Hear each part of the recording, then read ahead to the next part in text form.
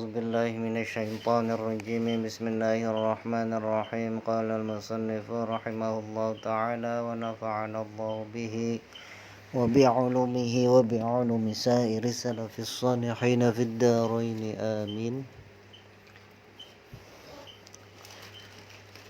Bahwa pada kesempatan ini saya akan belajar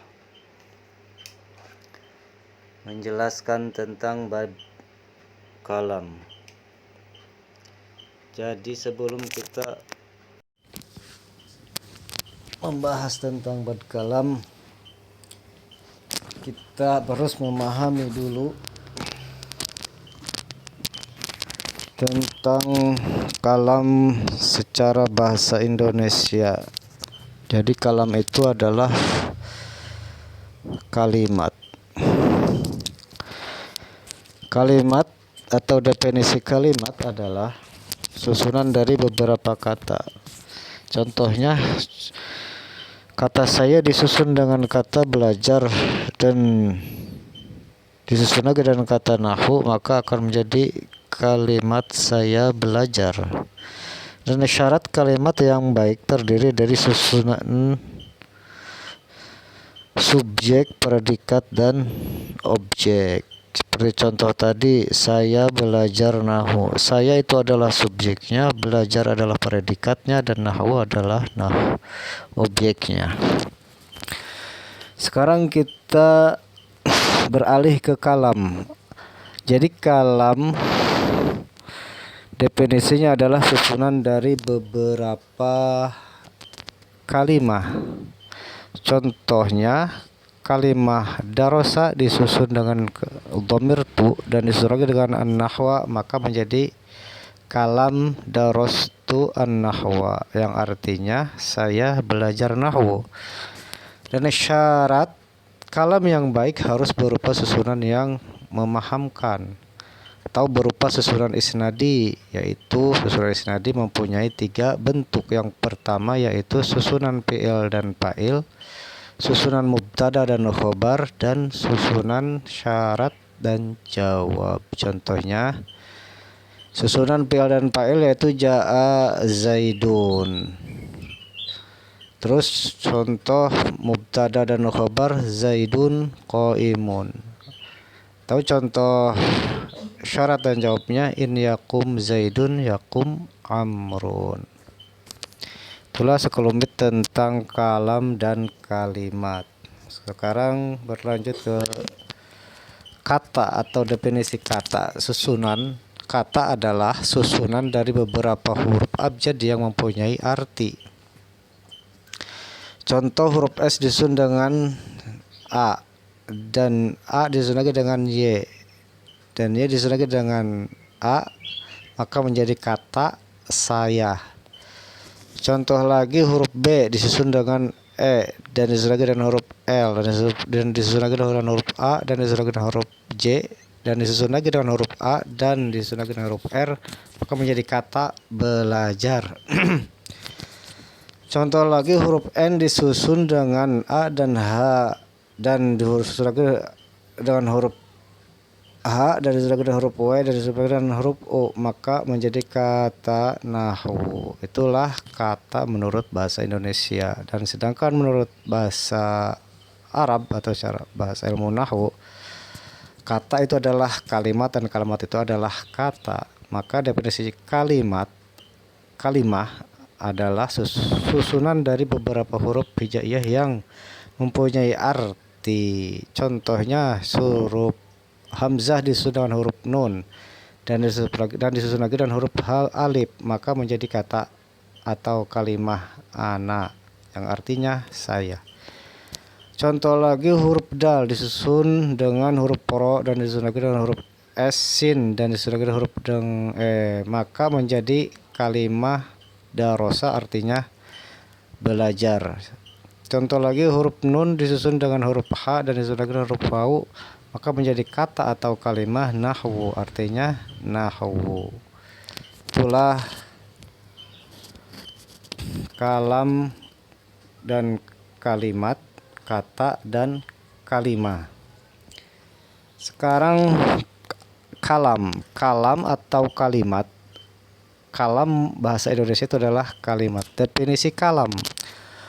Definisi kalam yaitu al-lafzul murakabul mufidu bil wad'i, lafaz yang tersusun dan berfaedah serta disengaja. Sekarang apa definisi lafaz? Lafaz adalah as-sautul mustamilu ala ba'dul hurufil hijaiyati, suara yang mengandung huruf hijaiyah atau bahasa Arab. Al-murakabu, apa itu al-murakabu? Ma turukiba min kalimataini fa aktsara. Tarkiban isnadian, kalimah yang tersusun minimal 2 kalimah atau lebih yang berupa susunan isnadi. Al-mufidu yang berfaedah itu apa artinya atau definisinya? Al-mufidu definisinya adalah ma'afada faidatan yahsunu sukutu 'alaiha, susunan kalimah yang bisa memahamkan orang lain.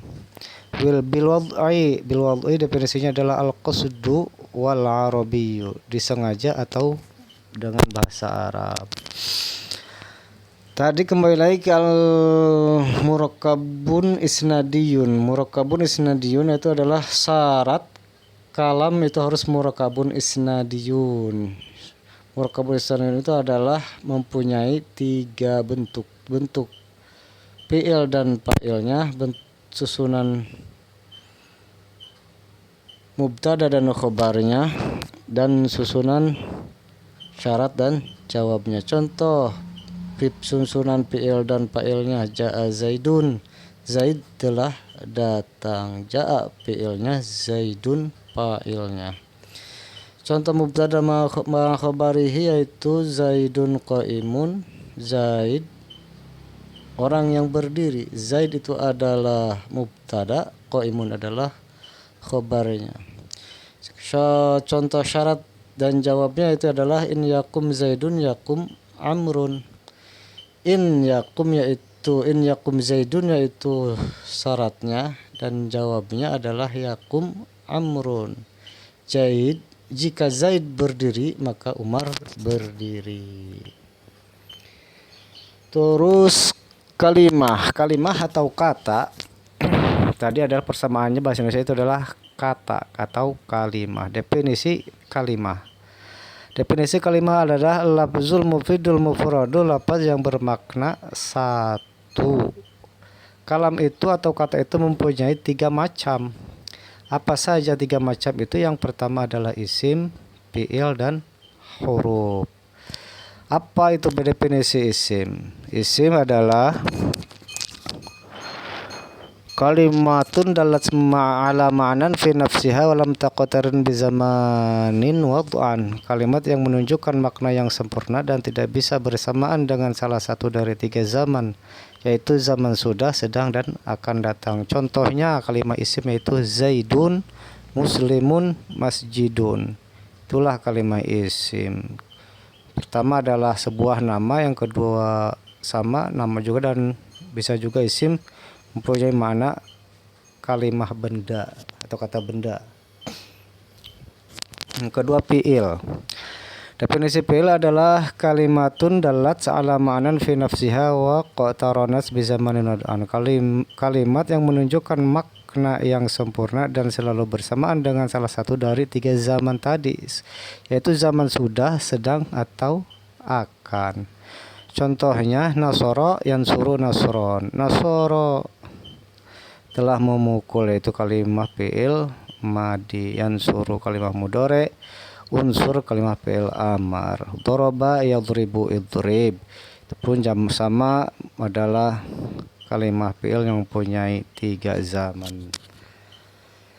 Sekarang huruf. Apa itu kalimah huruf? Definisi huruf adalah kalimatun dalat ala ma'nan fi ghairiha, kalimah menunjukkan makna yang sempurna jika disambungkan dengan kalimah lain. Contohnya kalimah huruf adalah min, fi, an, ala, ruba, alba, al-kafu, al-lamu, ila, al-wawu, al-ba, watta. Nah, kalimah huruf ini kalau tidak disambungkan dengan kalimah lain maka maknanya tidak akan sempurna. Itulah jenis-jenis kalimah, mulai dari definisi kalimah, terus kalam, dan macam-macam kalam. Sekarang Alamatul kalimah, tanda atau ciri-ciri kalimat atau kata. Seperti tadi kita telah jelaskan bahwa kalimah itu ada 3. Yang pertama isim, fi'il, dan huruf. Bagaimana cara kita untuk membedakan antara kalimah isim, fi'il, dan huruf? Maka setiap kalimah itu yang 3 itu mempunyai ciri masing-masing untuk kita bisa mengenal dan mengetahui mana kalimah isim, mana kalimah fi'il, dan mana kalimah huruf. Yang pertama kalimah isim, ciri isim yaitu adalah bil khafdi wa tanwini wa dukhuli alifi wal lami wa dukhuli hurufil khafdi wa dukhuli hurufil qasami. Yang pertama adalah bil khafdi dengan i'rabi atau dengan harkat kasroh.